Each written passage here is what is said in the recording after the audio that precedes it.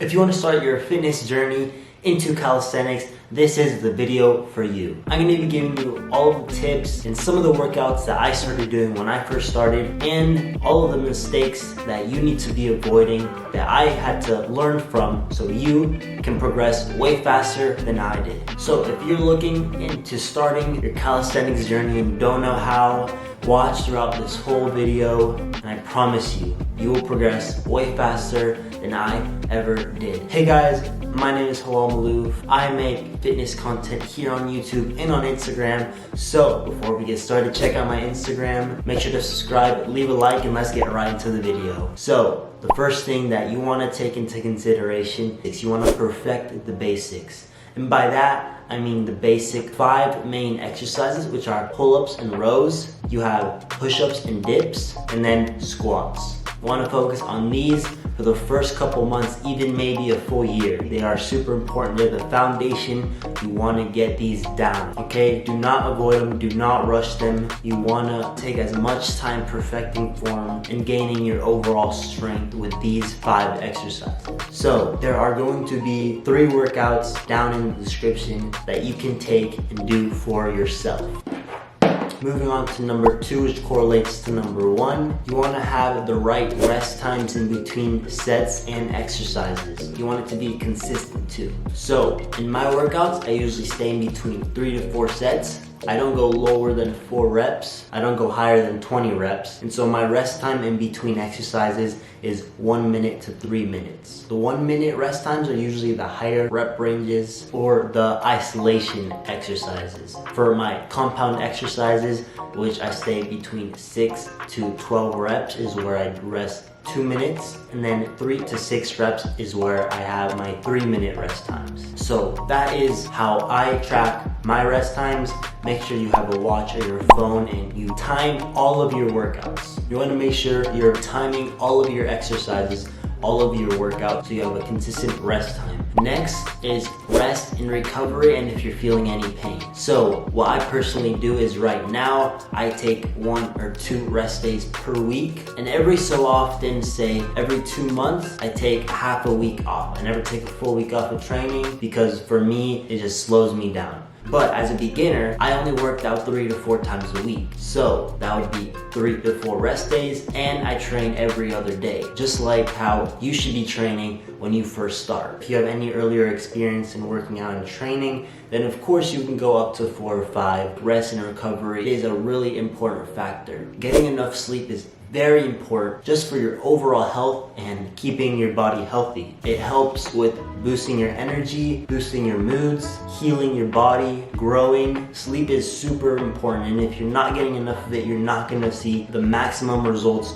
you could be getting. I would recommend 7 to 9 hours of sleep. I stay right in the 8 hours per night, so please get enough sleep. Moving on to pain. If you feel any pain, and I'm not talking about something's bothering you in your shoulder, but if it's pain, do not work out. I never work out if I'm feeling any pain, or I'll focus on a different body part that day. Moving on to if you're sore. If you're sore, I do not recommend you working out. If you're sore, it means your muscles are still recovering. When you work out, you are breaking your muscle fibers. The soreness you're feeling is them building back up. So if they're not fully built back up, you're ruining the gains you could be making. So I really do not recommend you work out if you're sore. Moving on to number 4, we have perfect your form. Make sure you're working out with perfect form. You do not want to move on to a new movement, especially if you're doing the regression of that exercise with poor form. You do not want to move on to a new exercise and do even worse form. Take this from me.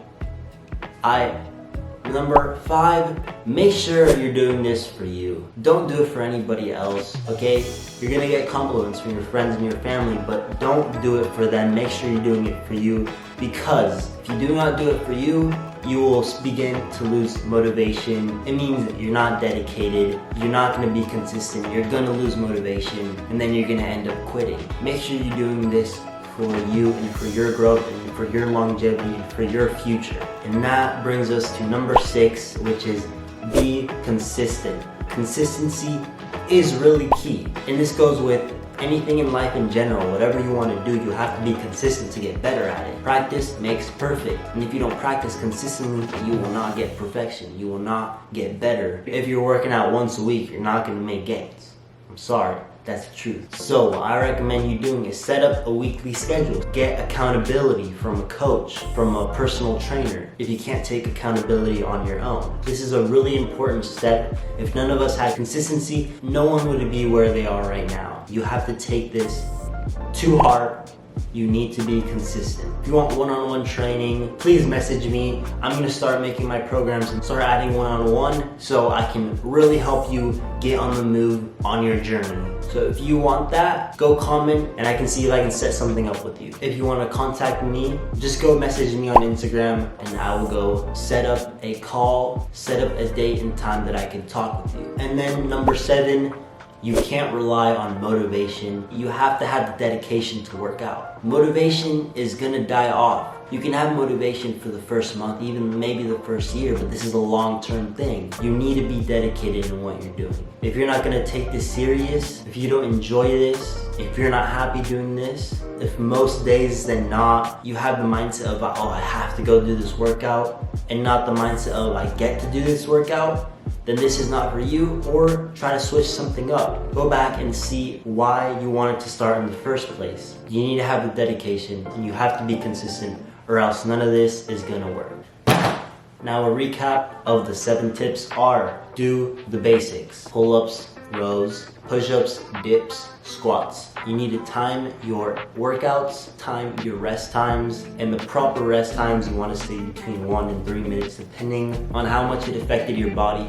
Number 3 is make sure you take enough rest days, have enough recovery, focus on 7 to 9 hours of sleep, and don't work out the same area if you're sore, and don't work out an area if you feel any pain. Number 4, focus on perfect form, or as close to perfect form as you can, especially before moving on to a harder exercise. Number 5, make sure you're doing this for you and not for anyone else. Make sure you enjoy it, make sure you're having fun while you do it. Don't adopt the mindset of I have to do it, but adopt the mindset of I get to do it. Tell yourself I get to work out today. It is a privilege. Some people can't. You have a healthy enough body to work out, so be grateful. Number 6, be consistent. Go set up a weekly schedule. DM me if you need any help. I will be there for you. I will help you. Number 7, you can't rely on motivation. You have to have dedication in anything you do. So there you go, guys. That was the video. Those are my 7 tips on how to start calisthenics the right way, how to progress faster. So if you found any of these tips helpful, remember, check out my Instagram, send me a DM, go comment on what you learned, on what you want to see next. Make sure to subscribe, and I'll see y'all later.